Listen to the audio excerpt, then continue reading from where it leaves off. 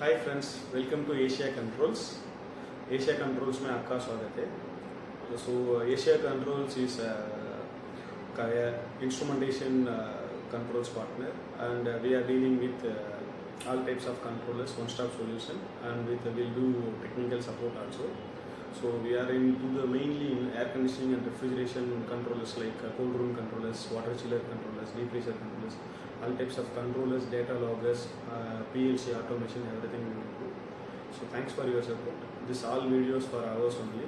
So please subscribe our videos and like our videos and comment our videos. So today we are going to see the topic about microchip controller. So ये microchip controller है. So इसको wiring में पहले बताता हूँ। ये micro chill controller किधर use हो जाएगा? वाटर चिलर में मेनली यूज़ हो जाएगा। लास्ट वीक हमने नैनो चिल का कंट्रोलर का वीडियो देखा था।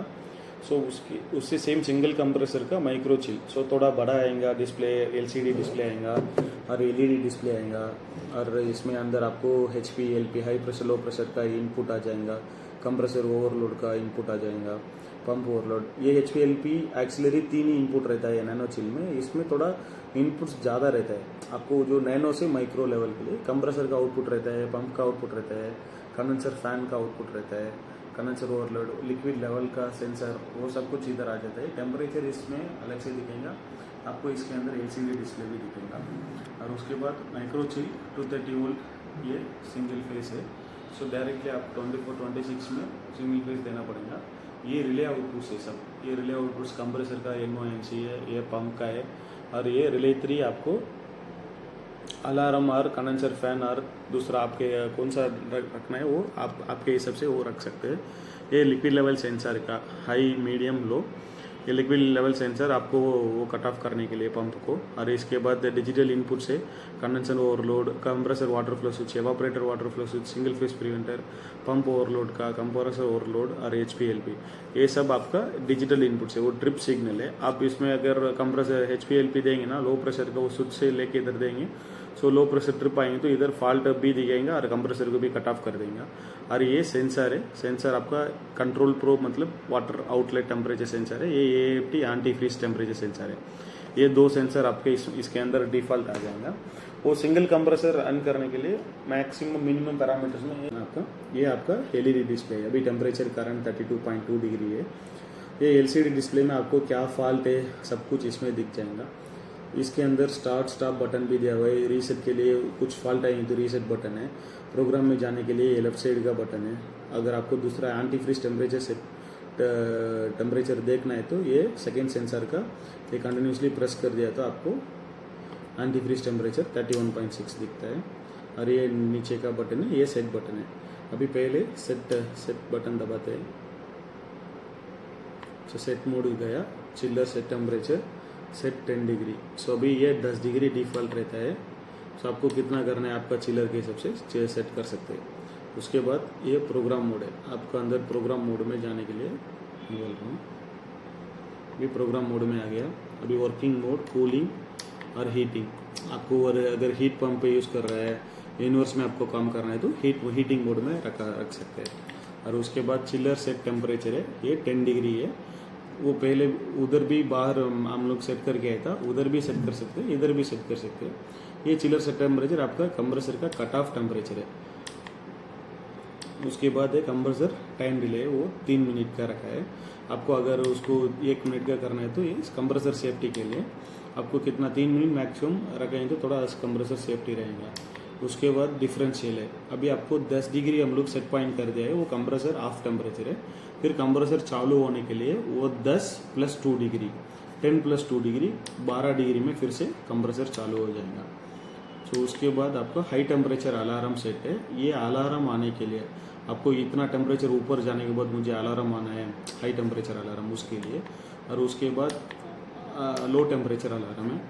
HT पावर ऑन डिले, ये HT पावर ऑन डिले क्यों दिया है? ये आपको 5 मिनट, 10 मिनट, 20 मिनट तक मैक्सिमम रख सकते हैं।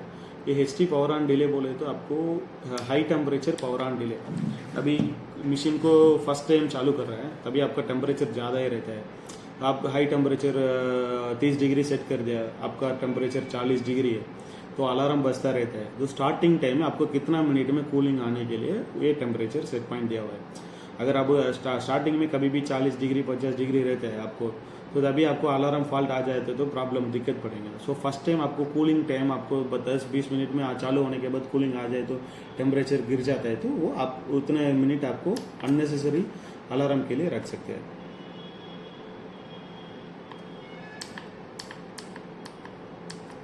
और उसके बाद लो टेम्परेचर अलार्म, ये भी आप लो टेम्परेचर अलार्म कितना चाहिए उतना रख सकते हैं।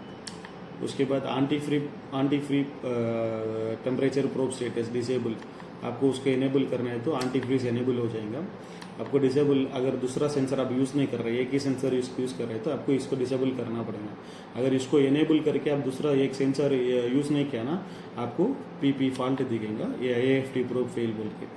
सो ये AFT प्रोब स्टेटस। उसके बाद AFT सेट टेम्परेचर 5 डिग्री है, ये आपको आंटी फ्रीजिंग टेम्परेचर, वो ज़्यादा ठंडी हो रहा है तभी आपको आंटी फ्रीज हीटर चालू होने का, उसके लिए तो ये टेम्परेचर है। ये टेम्परेचर आएंगे तो एक बार आंटी फ्रीज टेम्परेचर, अगर आपका चिलर सेट पॉइंट 10 डिग्री है, 5 डिग्री के अंदर आ गया ना, सो आपको मैनुअली रीसेट करने के बाद ही फिर से चिलर चालू हो जाएंगे।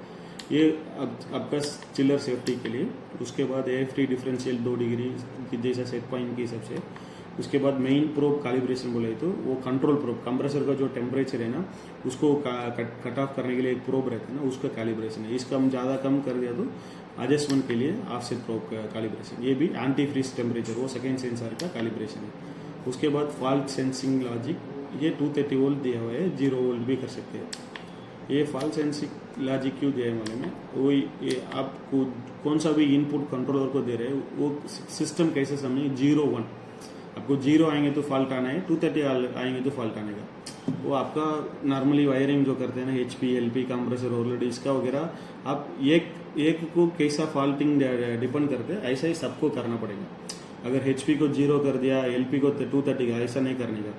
अभी HP को 230 कर रहा है तो LP कंप्रेसर सबका 230 वोल्टेज करने का। फॉल्ट आने का वोल्टेज कितना है, नॉर्मली 0 वोल्ट रहता है, फॉल्ट तभी आता है 230 वोल्ट आता है। तो ये डिजिटल इनपुट्स के लिए ये दिया हुआ है फॉल्ट सेंस लॉजिक। अभी बाहर आ गया, अभी फिर से हम लोग अंदर जाते हैं।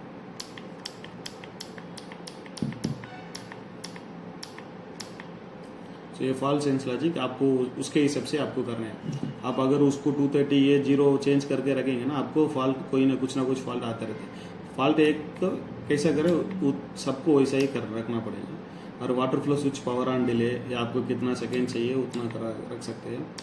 उसके बाद water flow switch normal delay, power on delay, normally water flow switch on होने के लिए कितना अभी चिल्लर चालू हो गया, पंप चालू होने के पहले ये वाटर फ्लो सिग्नल देने के बाद ही पंप चालू हो जाएगा। और LP सेंसिंग डिले 30 सेकेंड्स है।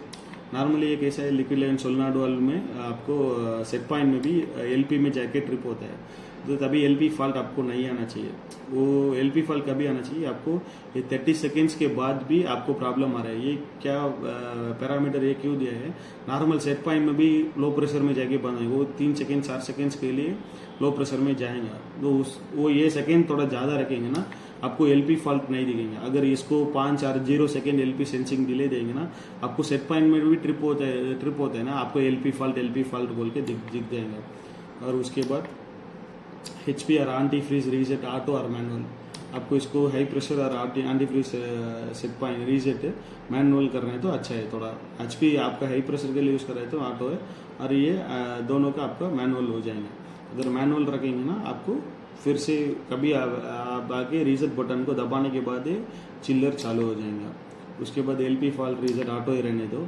और उसके बाद लिक्विड लेवल सेंसर डिसेबल, वो इसको एनेबल करेंगे ना, आपका लिक्विड लेवल सेंसर अभी सेंसर कनेक्ट नहीं किया है, इसके लिए तो फॉल्ट आ गया, लो वाटर लेवल का लो बोल के अभी पंप और कंप्रेसर दोनों बंद हो गया। अभी इसको डिसेबल कर दिया, तो आप अगर वाटर लेवल से नहीं चाहिए आपको तो वो चालू हो जाएगा। उसके बाद liquid level fault set on low level, आपको वो हीट पंप के लिए अगर यूज़ कर रहे हैं तो हाई लेवल में यूज़ हो जाएगा।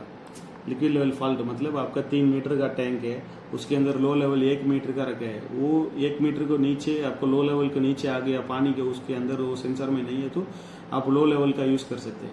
अगर हाई लेवल में आपको इन्वर्सली यूज़ करना है, आपको पंप अभी कभी अब घर पे वाटर टैंक है उसके क्या कैसा है, पानी भरने के बाद आपको कट ऑफ करना है तो वो हाई लेवल में करने का वो पैरामीटर अभी हार्ड के थोड़ा अच्छा है। आपको कैसा भी यूज़ करना है वैसा यूज़ कर सकते हैं। उसके बाद सिस्टम ऑटो स्टार्ट एनेबल, सो इसको ये डिसेबल कर दिया ना, जो सिस्टम ऑटो स्टार्ट नहीं हो जाएगा, मैनुअली स्टार्ट करने के बाद ही स्टार्ट होएगा। Pump run logic with compressor, normally ये चिल्लर का pump run logic always on रहता है, विथ कंप्रेसर के साथ नहीं रहता। कोई कोई एप्लीकेशन के विथ कंप्रेसर के साथ रहता है, वो आपको कैसा चाहिए वैसा सेट कर दीजिए। उसके बाद pump power on delay set है, वो जो पंप नॉर्मली पावर ऑन होने के बाद वाटर फ्लो चेक करने के बाद कितना टाइम डिले आपको चाहिए उतना आप रख सकते हैं। रिले 3 लॉजिक मैं बोला था ना पहले, वो रिले 3 लॉजिक कॉन्फ़िगरेबल दिया है, वो आपको अलार्म वाटर सोलेनोइड वाल्व दोनों एक का आपको कर सकते हैं। अगर वाटर सोलेनोइड वाल्व का देंगे तो आपको अलार्म आउटपुट नहीं ले सकते, हूटर नहीं लगा सकते। आप वाटर सोलेनोइड वाल्व को नहीं दे तो अलार्म के लिए तो आप हूटर लगा के आपको चालू कर सकते हैं। ये वाटर सोलेनोइड वाल्व आपको वाटर सोलेनोइड वाल्व आउटपुट मिल जाएगा। वाटर सोलेनोइड वाल्व कैसा वो टाइम डिले वगैरह कैसा रहता है उसके हिसाब से आप ये काम हो जाएगा आपका।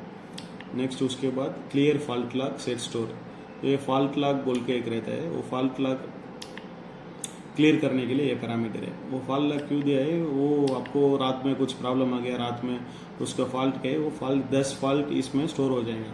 अगर लास्ट के अंदर HP का फॉल्ट आ गया, आपको सुबह आके फॉल्ट नहीं है कस्टमर बोल रहे हो तो आपको अंदर जाके देख सकते हैं। कीपैड लॉक डिसेबल है, अगर इसको कीपैड लॉक को एनेबल कर दिया ना, आप कंट्रोलर लॉक हो जाएगा तो उसके लिए वो पैरामीटर लॉक हो जाएंगे, कोई भी पैरामीटर चेंज नहीं कर सकते। उसके बाद फैक्ट्री सेट है, इसको एनेबल किया तो आपको कुछ तो गड़बड़ है सेटिंग में, आप कुछ तो चेंज कर दिया तो आपको फैक्ट्री रीसेट मतलब एनेबल कर दिया तो पूरा ये हो जाएंगे। फैक्ट्री के अंदर डिफ़ॉल्ट सेटिंग कैसे है वो उतना आ जाता है। ये कंप्रेसर रनिंग आवर्स है, ये सिर्फ फीविंग पैरामीटर है। पंप रन आवर्स है, कितना घंटा चला है। ये set exit up and down scroll, तो अप एंड डाउन स्क्रॉल बोले तो नेक्स्ट और वर्किंग मोड पैरामीटर 1 में जाएगा। सेट एग्जिट, सेट बटन के दबाएंगे ना तो आपको सेट हो जाएंगे, एग्जिट हो जाएंगे। ये माइक्रो चिल का कंट्रोलर है, ये चिल्लर कैसा सेट करना वो सब मैंने बता दिया। कुछ डाउट रहेंगे तो लाइक करो, कमेंट करो, सब्सक्राइब करो। ज़रूर हमारा चैनल को सब्सक्राइब कर लीजिए। Thanks for watching, thank you.